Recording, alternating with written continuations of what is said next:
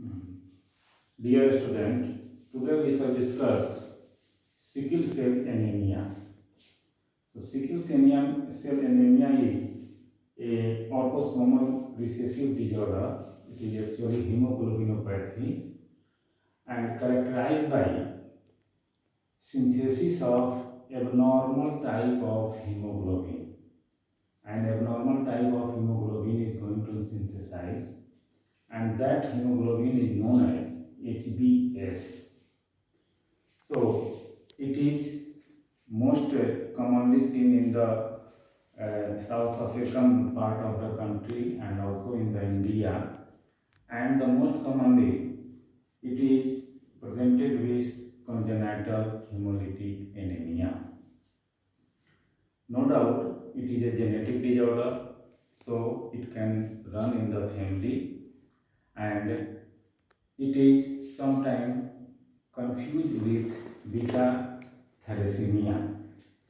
So there are many similarity. Clinically both are similar, but the basic defect in both conditions is that in beta thalassemia, you know the fact that there is a quantitative deficiency of hemoglobin. There is a quantitative, but here in the sickle cell anemia, there is a qualitative deficiency of hemoglobin that lead to the anemia.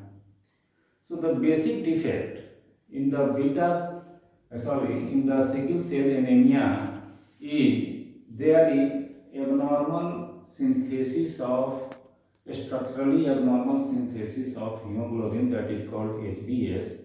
It is due to point mutation of the gene that lead to substitution of valine for glutamine at position 6 in the 146 polypeptide chain of beta globin.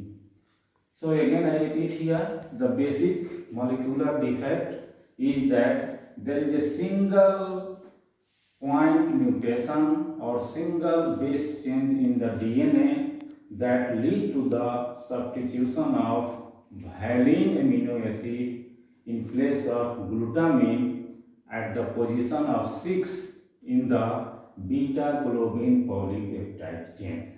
So when this is going to happen, an abnormal type of hemoglobin is formed, and that is known as HbS.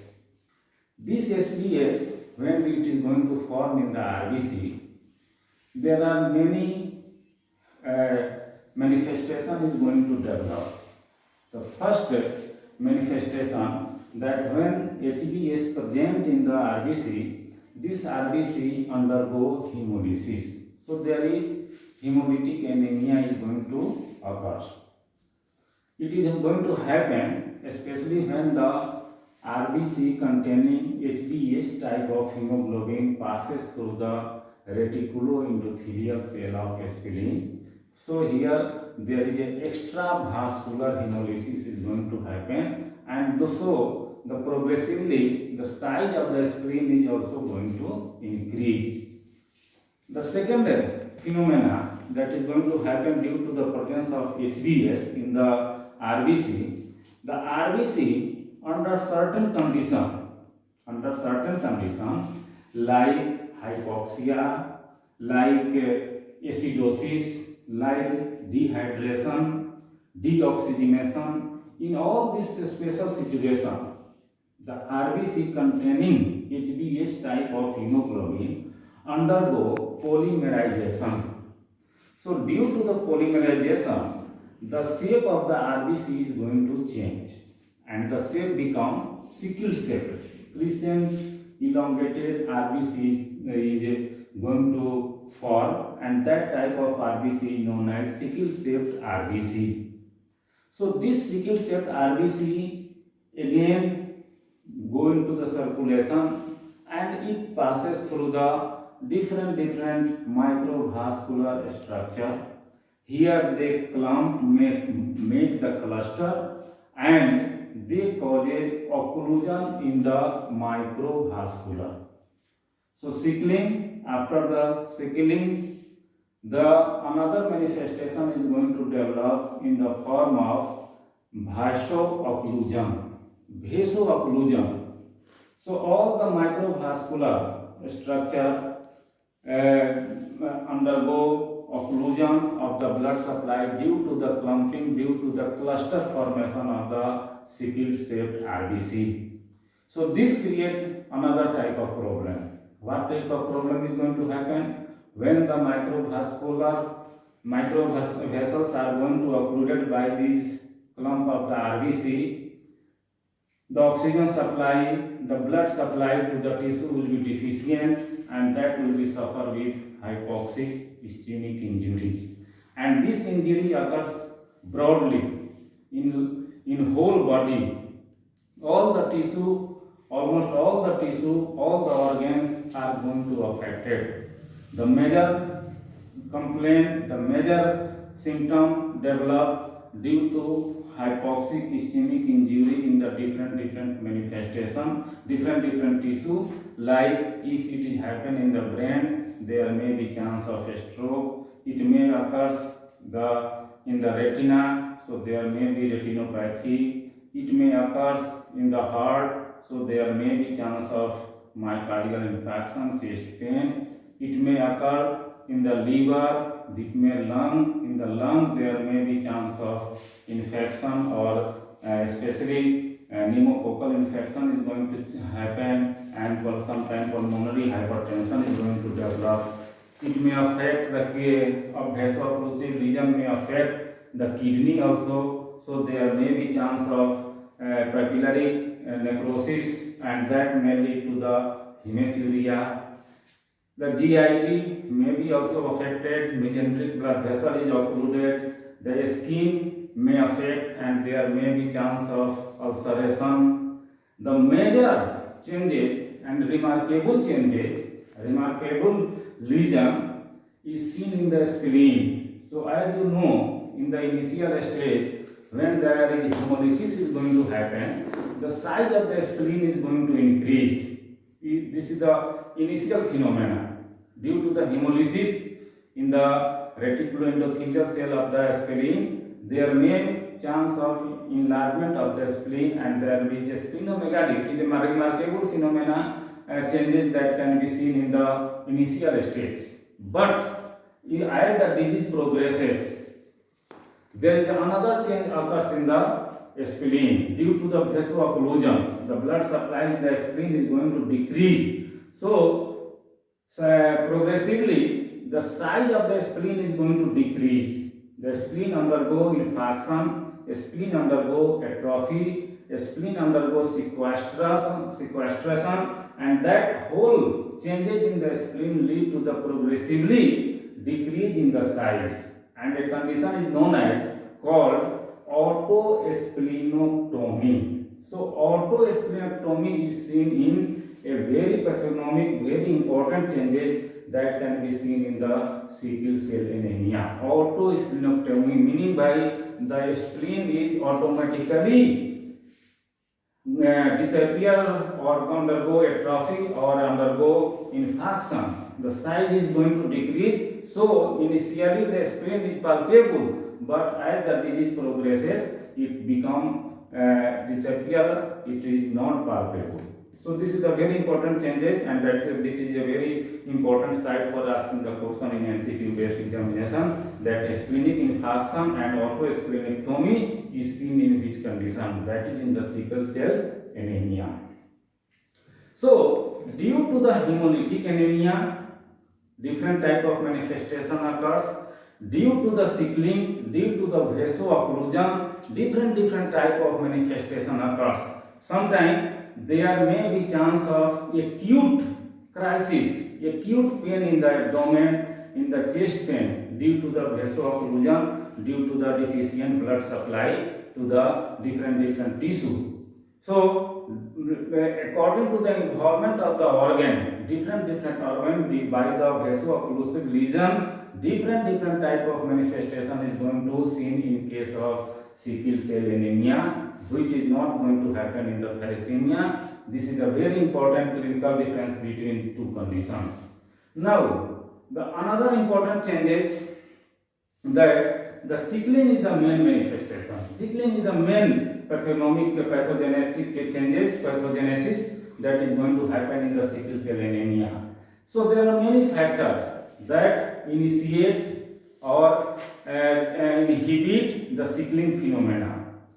The sickling phenomena is mainly occurs in a special situation like when there is a acidosis, or when there is a hypoxia, or when there is a deoxygenation or dehydration.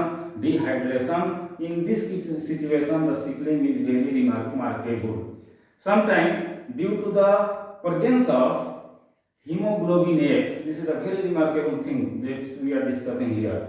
Presence of the hemoglobin F inhibit sickling. So that is why in the initial stage, although it is a congenital disease, all of you know this fact.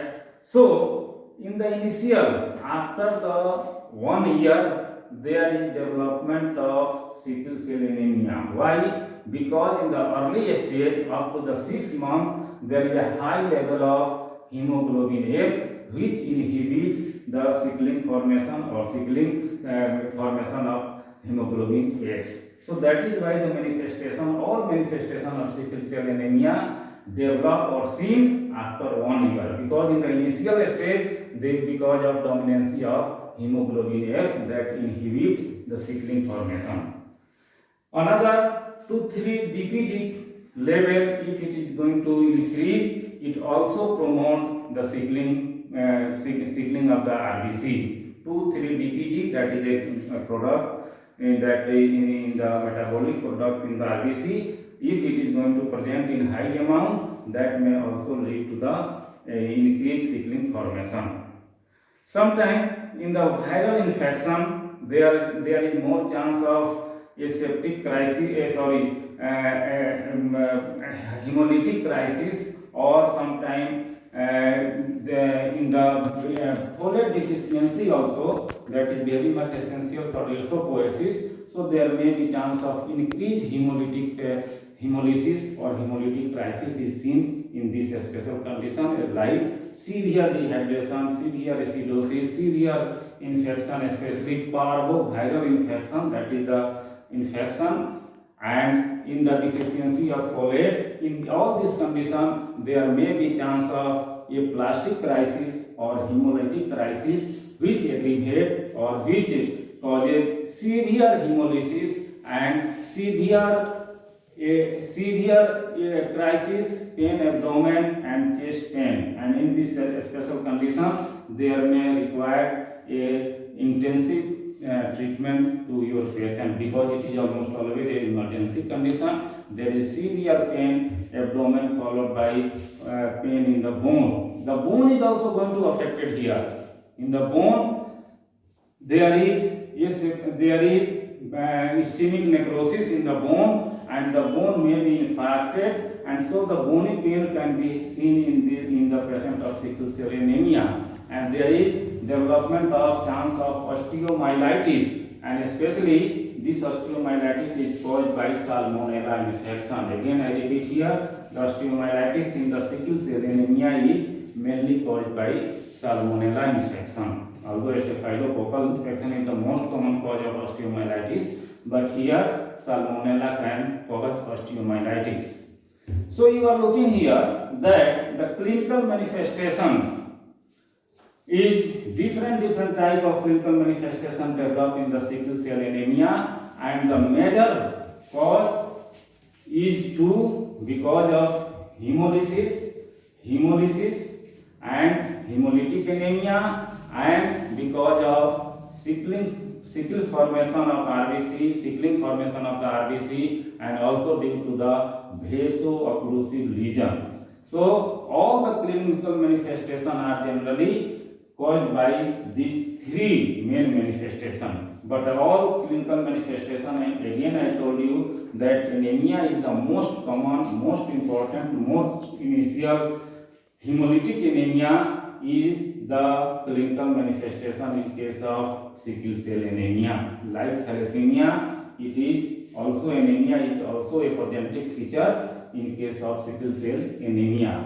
And this anemia hemolytic in nature, it is progressive in nature, it starts from the beginning, following after 1 year after the 6 months of the period, because at the 6 month HbF concentration in the blood is high. So this anemia develop after 6 months or 1 year of the age. So these are the manifestation, and we are trying to correlate with the pathogenesis. All clinical manifestation is correlated with the pathogenesis. The another important phenomena, due to the hemolytic anemia is the most markable phenomena, most markable changes in the sickle cell anemia. So there may be chance of jaundice, hyperbilirubinemia, gallstone can be a pigment type of stone can be formed in the gallbladder. So this is the very important sometime finding is seen in case of sickle cell anemia. Hepatomegaly can be also seen. So you are looking here that in the sickle cell anemia, almost all the organ, all the system, all the vital organ are going to involve as the disease progresses. So this is very important finding, clinical findings as well as laboratory finding in case of sickle cell anemia. The diagnosis of sickle cell anemia is again made by the laboratory findings. The laboratory findings are, as you can easily correlate what should be the laboratory finding in case of sickle cell anemia. The first finding, the hemoglobin concentration will be decreased, your patient is more anemic. The RBC picture is very important here. The RBC, the number may be decreased, but the most important finding in the RBC morphology is there is a dominancy of sickle-shaped RBC. Sickle-shaped RBC will be seen in the circulation. Another type of abnormal RBC is sometimes seen in case of sickle cell anemia, like there is target cell. Target cell is seen here, like thalassemia, and another important pathognomic changes in the RBC that is known as Howell-Jolly body type of RBC is seen in the circulation in the peripheral blood smear examination, and these two findings, the target cell and the presence of Howell-Jolly body is a very hallmark of hyposplenism. Again I repeat here, the presence of target cell and Howell-Jolly body in the circulation is a very important sign of hyposplenism, meaning that by the spleen undergo hypoplasia, atrophy, the size is going to decrease, the function of the spleen is now going to decrease. And when it is going to happen, is the spleen is undergo a splenectomy like picture, the function of the spleen is going to disturb, your patient may be very much susceptible for the various type of infection, like especially Streptococcus pneumoniae infection, that is very commonly seen in case of sickle cell anemia due to suppression of immune system by the hypofunction of the spleen, which this is a very important thing. Another finding of sickle cell anemia, laboratory finding actually, that since there is a hemolysis is going to happen, so the compensatory mechanism in the bone marrow is seen in the form of increased level of reticulocyte. So reticulocyte count is going to increase, WBC count is also going to increase here, platelet count is also going to increase here, bilirubin level is also going to increase here. So these are the findings.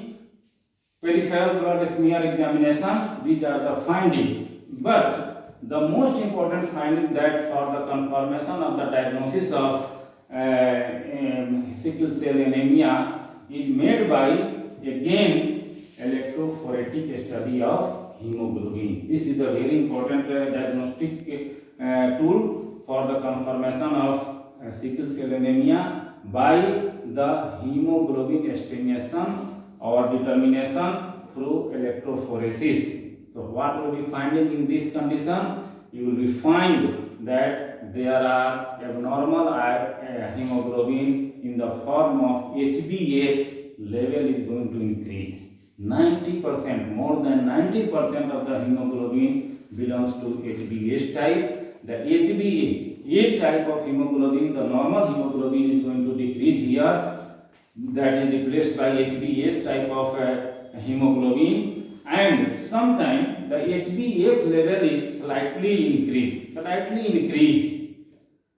but HbA2 is not present here. So most important finding that increased level of the HbS in the electrophoresis study of the hemoglobin estimation, it is the most important diagnostic finding for confirmation of sickle cell anemia, and it also helpful in to differentiate beta sickle cell anemia from beta thalassemia. Kaise? In case of beta thalassemia, what will be the finding? The electrophoretic study of hemoglobin, what will be the finding? In beta thalassemia, you will find that HbA is going to decrease, but HbF and HbA2 level are going to increase. That was seen in case of beta thalassemia. But here you are looking here in case of sickle cell anemia, that HbS type of hemoglobin is going to increase. Sometimes HbF is increased, but it is not always present, and HbA2 is not seen here. So these are the differentiating point by which we are able to differentiate sickle cell anemia from beta thalassemia. Although there are the clinical features are very much similar in both conditions, but there are many points where they differ. One is a qualitative defect in the hemoglobin, and another is a quantitative defect in the hemoglobin synthesis. So far the treatment is concerned, sickle cell anemia, it is almost always sometimes a dangerous and sometimes a very severe or sometimes a fatal condition. If it is going to happen, the disease starts very from the beginning, from the following after 1 year of the age. And the most important finding, the most troublesome defect is what? There is hemolytic anemia. So hemolytic anemia is the most presenting feature here, congenital hemolytic anemia, and there are so many manifestations that is going to develop by the vasoocclusion of the microvascular vasoocclusion that lead to the hypoxic ischemic injury in the different tissue, and that causes pain crisis, severe pain sometimes going to see here. So in this condition, the therapeutic measurement are taken in very cautiously.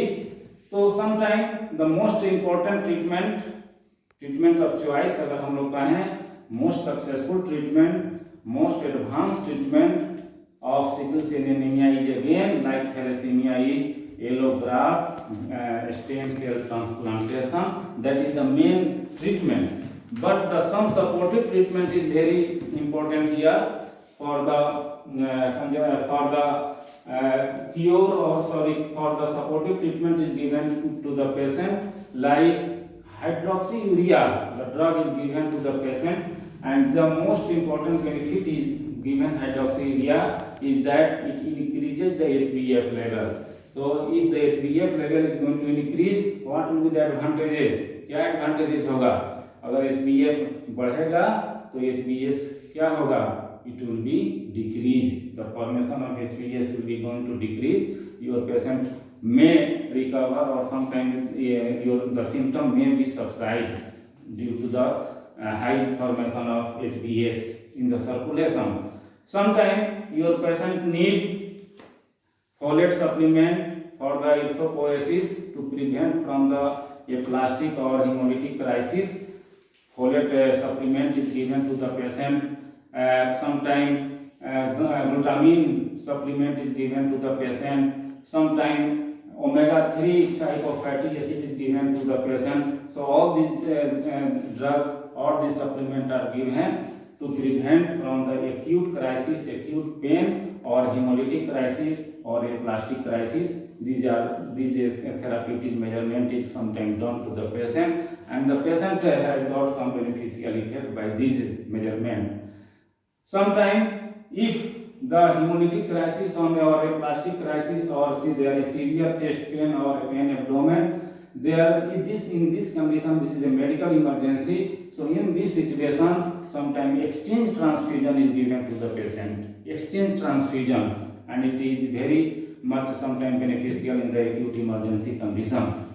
So these are the some treatment, but the basic the most important treatment is, and most successful treatment is the transplantation, stem cell transplantation. That is the main treatment.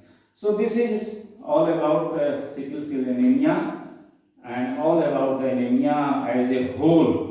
We have already discussed different type of anemia in very nice way, and we have tried to give the clear concept with our best effort. So anemia, the whole different type of anemia we have tried to cover. In the next class we shall start another topic. So this is anemia as a whole, sickle cell anemia as a whole. Thank you.